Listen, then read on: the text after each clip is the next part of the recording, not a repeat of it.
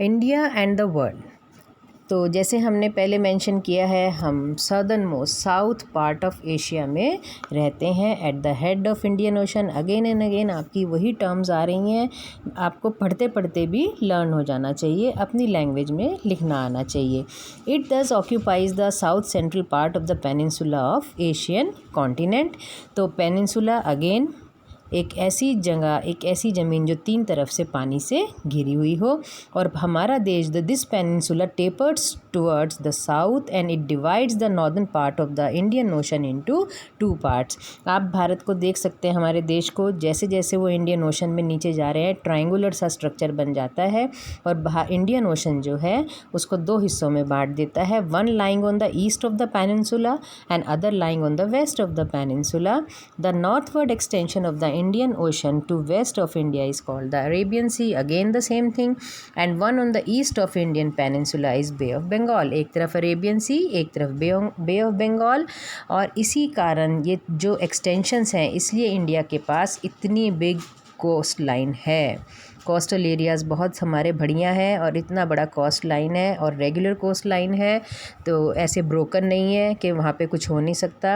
और Indian coast line जो है उसकी कितना किलोमीटर्स है, 6100 किलोमीटर्स। और अब उसके बाद हम बात करते हैं, ये हमने कोस्टल एरियाज़ की बात करी, कोस्ट लाइन की बात करी। नॉर्थ ऑफ इंडिया, ऊपर आ जाइएगा, a chain of Lofty mountains. India में बहुत वैरायटी है, इतना नेचुरल रिसोर्सेज में हमारा देश रिच है। हमारा देश में variety of climatic condition, variety of, आपका नीचे से हम पेनिनसुला की बात करते हैं, ऊपर लॉफ्टी माउंटेन्स की बात करते हैं।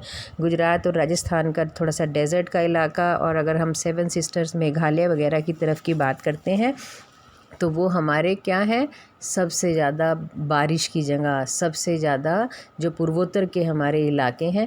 तो इतना सारा हमारा कल्चर समेटे हुए हैं, इतना सारा वर्सेटाइल हमारा कल्चर है। नॉर्थ ऑफ इंडिया की हम बात करते हैं, lofty mountains run from east to west uninterruptedly for thousands of kilometre.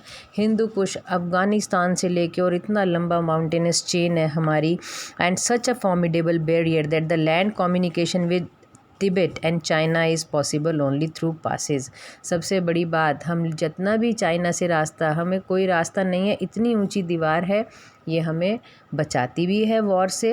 नहीं तो अगर हमारी चाइना से कम बनती है तो ये तो रोज़ हमारे ऊपर आक्रमण होता, ठीक है। तो ये इतना एक बैरियर का काम करता है, प्लस वहाँ से आने वाली ठंडी हवाएं, जो पोलर रीजन से आने वाली, हमारे देश का अपेक्षाकृत कैसा है, सर्दी में थोड़ी ठंडक और बाकी मौसम ठीक। लेकिन आप देखेंगे कि अगर हिमालयाज़ ना होते तो वहाँ से बर्फीली हवाएं आती, और शायद हमारा नॉर्थ का जो इलाका है यहाँ पे स्नोफॉल लगातार होता। तो ये हमारे लिए क्या हो गया, एक बैरियर का काम करता है। और तिब्बत एंड चाइना से हम कैसे जा सकते हैं, यहाँ पे सिर्फ पासिस के थ्रू। पासिस क्या होते हैं, जो बीच में छोटे छोटे रास्ते बने होते हैं पहाड़ों पे, छोटे छोटे उसको आप डाल सकते हो। और बहुत फेमस जो हमारे हैं, जो जोजिला पास, ये क्या है, जम्मू एंड कश्मीर में है, और बहुत फेमस है इसलिए है, और बहुत ज़्यादा क्रूशल है हमारी सेना के लिए। शिपकीला, ये दर्रे होते हैं, आप कोई चीज़ को कहते हैं ना, दो पहाड़ खड़े हो, उसके बीच में से एक नैरो सी लेन जा रही हो, दर्रा जिसको कहते हैं हिंदी में, these are called passes. Shipkila Himachal Pradesh में है, नाथुला सिक्किम में। ये हमारे लिए युद्ध के हिसाब से, हमारे देश की सीमाओं के उससे बहुत ज़्यादा क्रूशल हैं, बहुत ज़्यादा इम्पॉर्टेंट हैं। और पासिस ऑफ खैबर, मलाकंद, गोमल, ये क्या होते हैं, अफ़गानिस्तान से इंडियन सब कॉन्टिनेंट तक आते हैं। अगर आप पुरानी कहानियाँ सुनेंगे या आपने सुनी होगी, जितने पैसेज हमारे जो लोग आए हैं, जितने यात्री ट्रेवलर्स आए हैं उधर से, चाइना से, हुएनसांग और आपका फाइयान, मेगास्थनीज़, फिर हमारे अफ़गानिस्तान की तरफ से आए बहुत सारे लोग आए, ट्रेटर्स आए, बारबेरिक बहुत सारे लोग आए।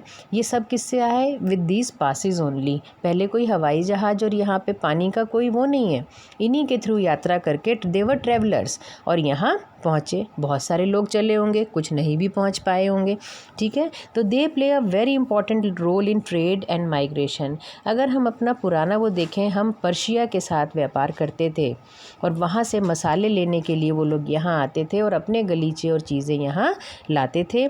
इसलिए ट्रेड के लिए बहुत इम्पॉर्टेंट था हमारा देश। और ये कहावत थी, बहुत मशहूर वो था, आप जितनी अरेबियन नाइट्स में और उसमें भी स्टोरीज़ पढ़ेंगे अलादीन और उसकी, कहीं ना कहीं हम जुड़े हुए थे और देशों से। कैसे? व्यापार के ज़रिए।